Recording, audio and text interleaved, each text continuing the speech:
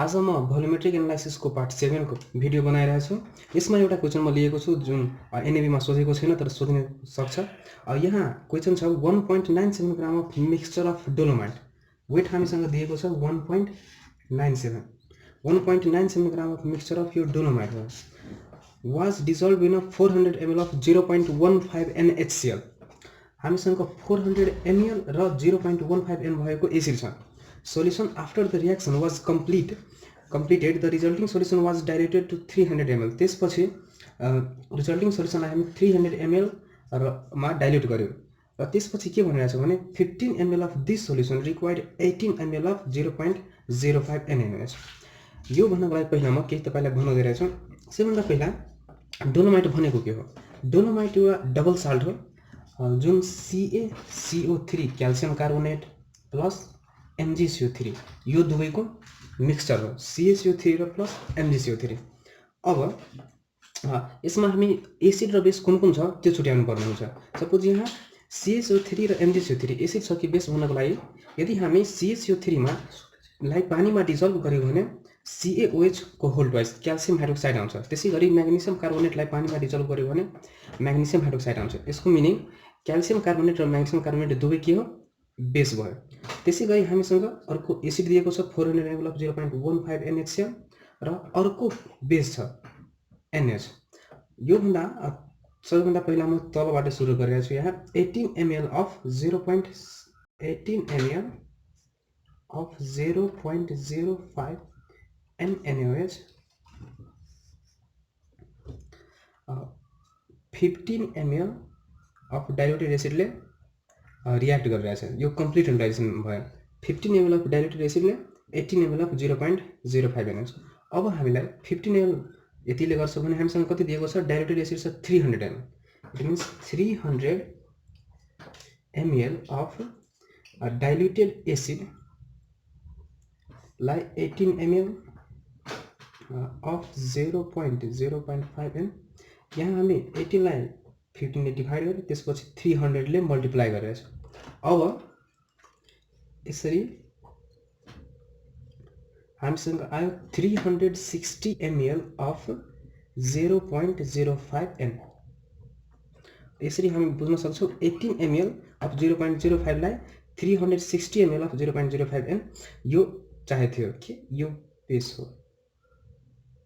हैन। यति रहनु त 360 ml अफ 0. अब फेरि म क्वेशन सुरुदेखि भनिरहेछु। सपोज हामीसँग कुनै एउटा बिकर छ।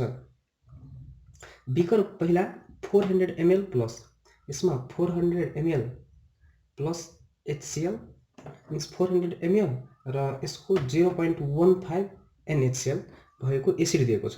यसमा हामी डोलोमाइट राख्यो। डोलोमाइट र त्यसपछि केही लिएर यसबाट यो 300 ml लाई हामी 360 ml of 0 diluted acid 0.05 dilute एसिडबाट निकालेर तब हामी यसमा यति बेस हाल्यो। इट मिन्स अब हेर सपोज यो साइडमा बेस लिइरहेको छु र यो साइड एसिड। बेसले एसिडलाई न्युट्रलाइज गर्छ, त्यही बुझ्नको लागि। सपोज हामीसँग कुन कुन बेस छ? एउटा डोलोमाइट भयो। त्यसैगरी पछि हामी के युज गर्यो? NaOH र यो साइड HCl छ। यसरी हामी लेख्न सक्छौं number of gram equivalent of dolomite plus NaOH is equal to number of gram equivalent of HCl। यसलाई हामी अझै डिटेलमा बुझ्नको लागि यसरी डोलोमाइटमा CaCO3 हुन्छ, त्यसैगरी MgCO3 हुन्छ प्लस यो हामीसँग NaOH छ र पछि हामी HCl को युज गर्यो। यो नर्मालिटी इक्वेसन भयो। अब हामीलाई यो दुवैको मिक्सचर CaCO3 र MgCO3 को मिक्सचर 1.97 ग्राम दिएको छ। यो दुवैको मिक्सचर त्यसको लागि म एउटालाई x मानिरहेको छु र अर्कोलाई MgCO3 यो म्याग्नेसियम कार्बोनेटलाई 1.97 माइनस x। त्यो भन्दा पहिला हामीसँग एउटा फर्मुला छ। त्यो फर्मुला यसरी हामी लेख्न सक्छौं NEV डिवाइडेड बाई 1000 यो weight is equal to NEV by 1000 यो हामीसँग फर्मुला छ। अब हेर यदि यो वेटलाई म यहाँ इक्विभ्यालेन्ट वेटलाई तल हाले भने NV बाई 1000 हुन्छ। क्याल्सियम कार्बोनेट र म्याग्नेसियम कार्बोनेट दुवै वेटमा दिएको छ, त्यसैको लागि हामी वेट माइनस यो भयो CaCO3 को। त्यसै गरी म्याग्नेसियम कार्बोनेट पनि वेटमा नै दिएको छ, त्यसैको लागि हामी यो फर्मुला युज गरिरहेका छौँ। तर NaOH हामीसँग यो हामी निकाल्यौँ। यहाँ NaOH कतिमा थियो, भोल्युममा दिएको छ, त्यसैले हामी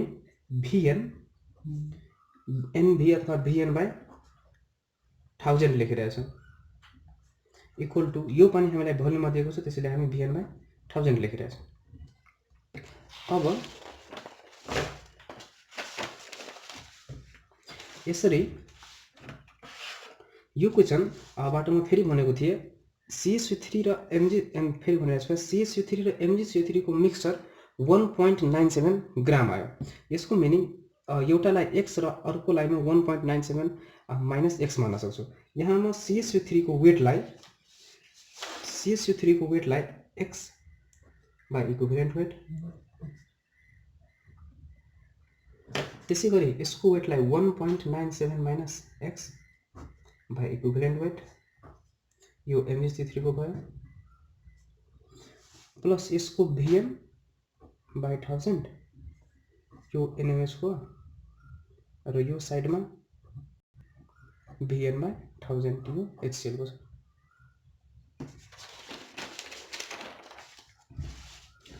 अब हामीलाई x, अब फेरि x हामी क्याल्सियम कार्बोनेट युज गरेका छौँ। अब क्याल्सियम कार्बोनेटको मोलिकुलर वेट हुन्छ 100 र डिभाइडेड बाई 2 गर्यो भने यसको इक्विभ्यालेन्ट आउँछ 50, यसरी आयो।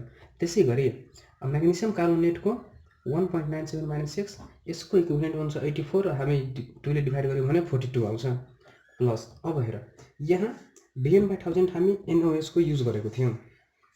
NaOH हामी निकाल्यो, कति NaOH चाहियो, 300 ml अफ डाइल्युटेड एसिडको लागि 360 ml अफ 0.05 m चाहियो भने हामीसँग भोल्युम कति छ 360, त्यसै गरी normality 0.05 divided by 1000 is equal to, अब हामीसँग एसिडको भयो, एसिडको यहाँ 400 ml र 0.15 एन नर्मालिटी दिएको छ। यो इक्वेसनबाट हामी x निकाल्न सक्छौँ। र त्यसै गरी क्वेसनमा लास्टमा दिएको छ calculate the percentage composition. Percentage composition भनेको यदि हामी वेट निकाल्न सक्यौँ भने x म्याग्नेसियम कार्बोनेटको र क्याल्सियम कार्बोनेटको त्यसपछि हामी पर्सेन्टेज कम्पोजिसन निकाल्न सक्छौँ सिम्पल फर्मुला लगाएर। अब x को भ्यालु निकाल्नको लागि के क्याल्कुलेट गर्नुपर्ने हुन्छ हामीलाई,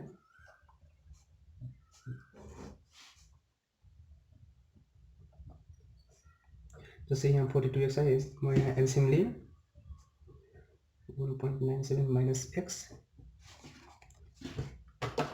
त्यसै गरी यहाँ 360 into 0.05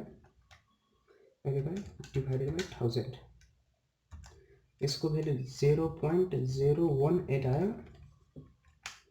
त्यसै गरी अर्कोमा 400 into 0.15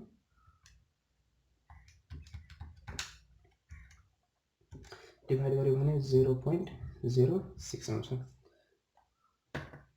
और हम यसरी 42x plus 50 into 1.97 98.5 minus 50x is equal to 0.06 minus 0.018 यसरी लेख्न सक्छौं। 0.06 minus 0.018 0.042 और 42x plus 98.5 minus 50x यो यहाँ तल दिएको छ, यसलाई हामी मल्टिप्लाई को टर्ममा यहाँ लेख्न सक्छौं। और 42 minus 50 भनेको -8x आयो, plus 98.5 is equal to 0.042 into 50 into 42 यसरी 88.2 आयो और 8x इज इक्वल टू यो माइनस में 88.2 minus 98.5 और minus 8x is equal to यसरी 98.5 हमें लेख्न सक्छौं जसको आन्सर आयो -10.3 यो माइनस माइनस क्यान्सल हुन्छ x is equal to 10.3 divided by 8 र आयो 1.2875 ग्राम यो वेट अफ हामी के को लिएको थियो क्याल्सियम कार्बोनेट मीन्स यो weight of calcium carbonate is यति आयो अब यसको पर्सेन्टेज कम्पोजिसन निकाल्नको लागि वेट बाय टोटल वेट यो वेट अफ क्याल्सियम कार्बोनेट भयो र यो टोटल वेट जसलाई हामी डोलोमाइट को वेट भन्न सक्छौं इन्टु 100 ले मल्टिप्लाई गरे वेट हामीसँग 1.2875 त्यसैगरी डोलोमाइट को weight 1.97 into 1000 100 so 1.2875 divided by 1.97 यसरी हामीसँग 65.35% आयो यो percentage composition of calcium carbonate भयो अब percentage composition of magnesium carbonate निकाल्नको लागि वेट अफ हामीसँग वेट अफ म्याग्नेशियम कार्बोनेट चाहियो हामीलाई त्यो त्यसको लागि हामीलाई वेट अफ MgCO3 निकाल्नको लागि टोटल वेट भनेको डोलोमाइटको 1.97 माइनस x को भ्यालु 1.2875 छ